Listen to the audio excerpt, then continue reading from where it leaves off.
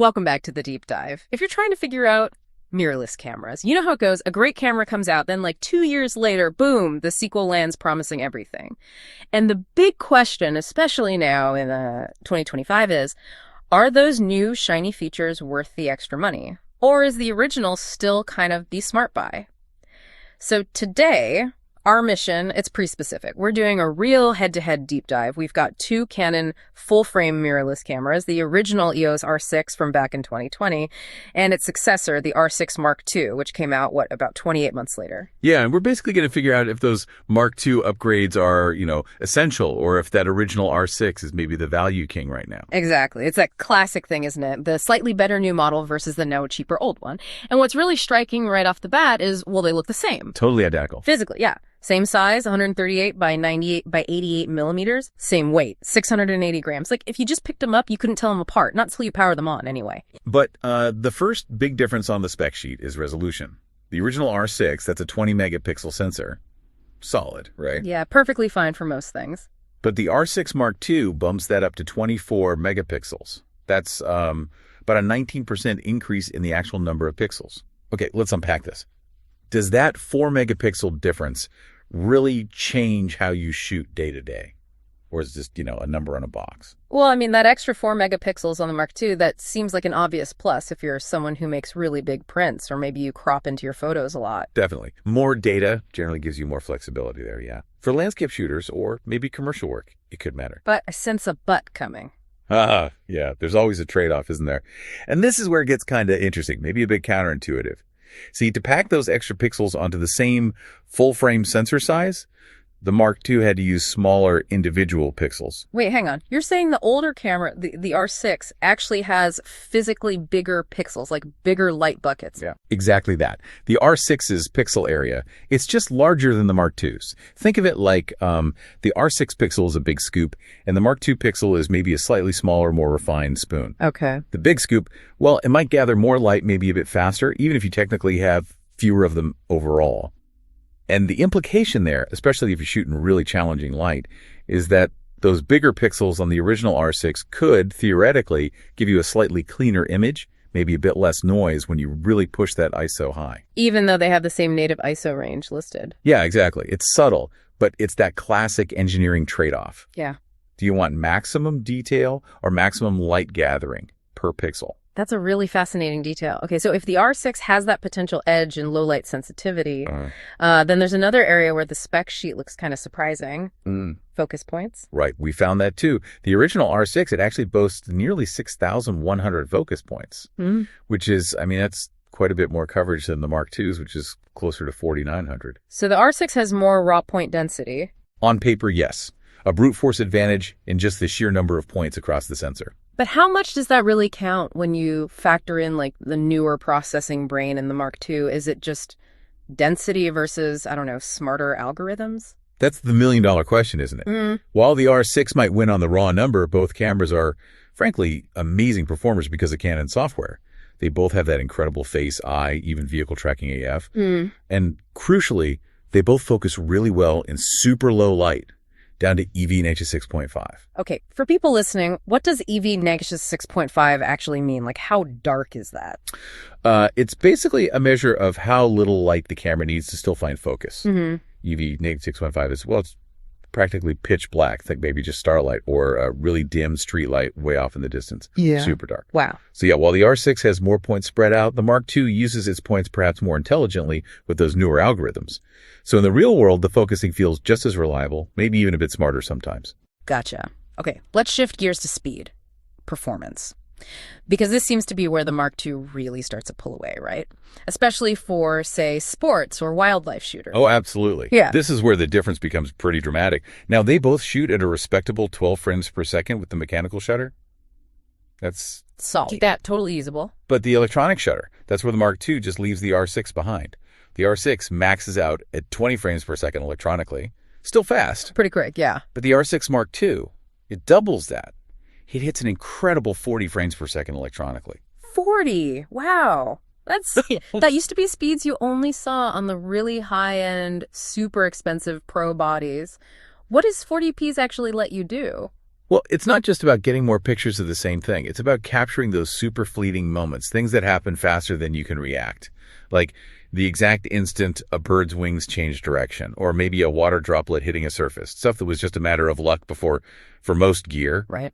Plus, the Mark II also gets a faster max electronic shutter speed, 1,016,000th of a second, versus 18,000th on the R6, which helps control exposure in really bright sunlight, especially with fast lenses wide open. Okay, so faster capture. But performance isn't just speed, it's also about like how long you can keep shooting, right? Battery life is always a big deal with mirrorless. Huge deal. And yeah, we see a really significant improvement here for the Mark II based on the CIPA ratings. That's the standard industry test. Okay. The original R6 was rated for about 360 shots per charge, which is okay. It's fine, but not amazing. You're probably carrying spares. Definitely carrying spares. But the R6 Mark II jumps way up to 580 shots per charge. Whoa, that's what, 220 more shots? Yep, 220 more frames on a single charge. That is a massive difference if you're out all day shooting an event or traveling or doing street photography. Less battery anxiety, you know. Yeah, that endurance boost alone could be worth the upgrade for some people. But there's another feature you mentioned tied to action shooting. That sounds like a real game changer for the Mark II. Yes. And okay, here's where it gets really interesting. The R6 Mark II has something called a pre-shooting buffer. Pre-shooting buffer, how does that work? Think of it like the camera has a mini time machine for your shutter finger. When you half press the shutter, the camera starts continuously recording images into a temporary buffer before you fully press the button. Oh. Okay. Let's say you're waiting for a bird to take off from a branch. You might react a fraction of a second too late when it actually happens. With pre-shooting, the camera has already saved the moments just before you fully press down. You capture the entire sequence, even if your timing wasn't perfect. That sounds incredibly useful for unpredictable action. It is. And the original R6 just doesn't have that feature at all. So right there, for capturing spontaneous moments, the Mark II becomes instantly superior. Okay, so the stills upgrades are pretty significant: speed, endurance, that pre-shooting thing. But it sounds like the video side is where the Mark II really transforms things. Like, it fixes some of the main complaints about the original R6 for video, right? Absolutely. Yeah. This is probably the biggest area of separation. The Mark II basically addresses the two major limitations R6 video shooters faced. First one, recording time. Right, the 30-minute limit per clip on the R6. Exactly, which was a real pain if you were shooting interviews or long takes for events, anything like that. You'd have to constantly stop and restart. The R6 Mark II, it has unlimited video recording time. Just keeps going until the card is full or the battery dies. Pretty much, yeah. Heat might eventually be a factor in extreme conditions, but the artificial 30-minute limit is gone. Yeah. That's huge for serious video work. Okay, unlimited recording is massive. What about quality improvements? I remember hearing about a crop factor issue on the R6. You heard right. That was the second big thing. When shooting 4K video at 60 frames per second on the R6, there was a slight crop about 1.07x. It meant your wide lens wasn't quite as wide as you expected. Annoying if you specifically chose that lens for its field of view. Very annoying. The R6 Mark II fixes this completely. It shoots 4K 60p with no crop. You get the full width of your sensor, the full view of your lens. Yeah. Massive difference for videographers. Okay, no crop. What else? The other huge quality jump is raw video. The original R6 couldn't output raw video externally. The R6 Mark II can. And raw video gives you way more flexibility in post-production, right? For color grading, dynamic range. Exactly. It's the difference between capturing a really good-looking video file and capturing essentially a digital negative with the maximum possible image information. It unlocks much higher quality results if you're serious about color grading and post-work. It's more like cinema camera footage. So better quality, longer recording.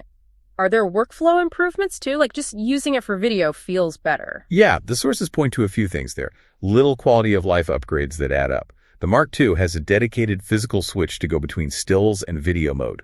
Sounds small, but it's much quicker and more intuitive than diving into menus. Okay, nice. It also has lens breathing correction, but only for certain compatible RF lenses. Lens breathing. That's when the image seems to zoom slightly when you change focus. That's the one. It can look distracting in video. Huh? The Mark II can electronically compensate for that with the right lenses, making your focus pulls look smoother, more professional, like the framing isn't changing. Gotcha. Oh, and one more thing, high-speed video.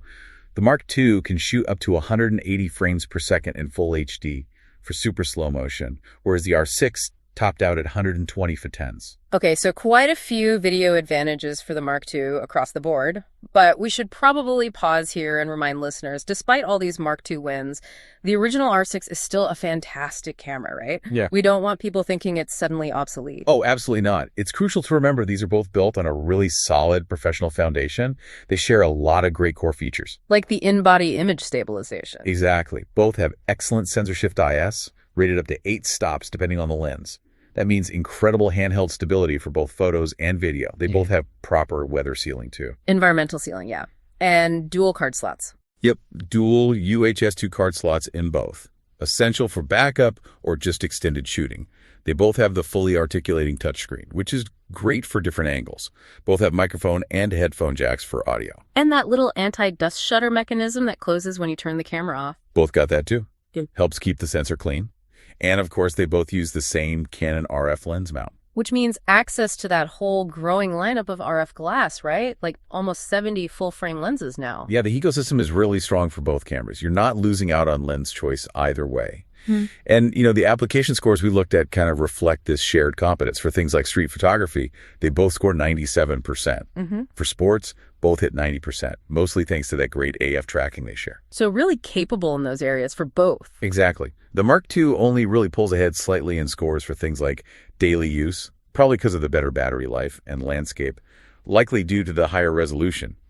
But overall, they're both very competent across the board. Okay, right. Let's bring it all together then. We've looked at the specs, the features, the shared strengths. What's the final verdict based on the scores from the sources? Well, the numbers are pretty clear. The Canon R6 Mark II gets an overall score of 84, which puts it comfortably ahead of the original R6's score of 77. A 7-point difference. Significant. Yeah, and the sources say the Mark II wins mainly because of those transformative video features we talked about, the much better battery life, and that bump in resolution. And that score difference naturally ties into the price in 2025. What are we looking at now? Right now, late 2025, you can generally find the original R6, probably renewed or maybe good used condition, for around $1,800. The R6 Mark II, being newer, is selling new for about $2,099. Okay, so about a $300 difference, give or take. So what does this all mean? When you boil it down, who should buy which camera? Well, the choice really seems to depend heavily on what you primarily shoot. If you're mostly a stills photographer, maybe portrait, street photography, that kind of thing, and you really value that potential slight edge in low light from the bigger pixels, and you want to save that $300. The original R6 is still an absolutely fantastic camera, great value. Makes sense. It's still a pro-level stills machine. Totally. But if you're more of a hybrid shooter, someone who needs serious video capabilities like that raw video output or the unlimited recording time. Yeah. Or if you shoot a lot of fast action and could really use that 40 FPS burst speed or the pre-shooting buffer, or even if you just hate swapping batteries all the time, then that extra $300 for the R6 Mark II looks like a really smart investment. It's just the more versatile, more future-proof option for those users. So it really comes down to that core trade-off again. Do you lean towards the R6's slightly bigger pixels and maybe more focus points on paper?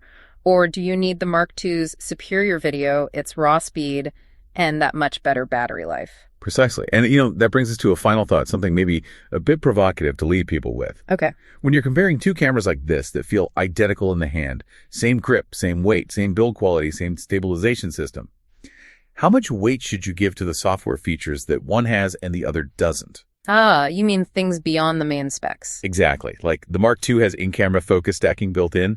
The original R6 doesn't. That's a huge workflow improvement for macro photographers. Saves tons of time in post. The Mark II also has that newer multifunction hot shoe for more advanced accessories. Right. Features that change how you work, not just the raw image data. Precisely. Yeah. So the question becomes, when you buy a camera today, are you just buying the hardware specs, the sensor, the processor? Or are you really investing in the entire workflow ecosystem, including those clever software tricks and conveniences? How much is that worth in your decision? Something to definitely mull over as you decide which R6 is right for you. That's a great point to end on. Fantastic breakdown. Thanks for diving deep into these two Canons with us.